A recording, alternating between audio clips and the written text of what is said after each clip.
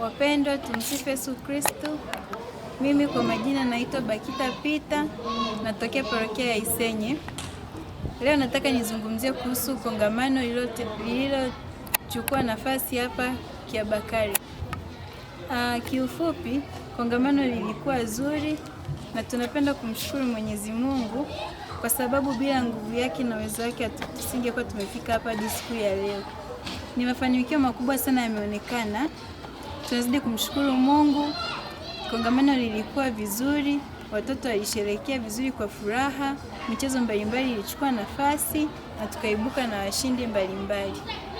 Hivyo, ninapenda kuwasihi wazazi na kuasa kwamba yanapojitokeza mambo kama haya, makongamano ya watoto, wawe na utayari wa kuwasaidia watoto wao na kuwachangia na kuwapeleka katika makongamano, kwa sababu pia anamsaidia mtoto kukua vizuri katika kimalezi na kimaadili pia. Hivyo napenda kuwasihi wazazi kwa ujumla, ndugu jamaa na marafiki, mwashike mkono watoto wenu na mwalee katika misingi mema na iliyo bora. Asanteni.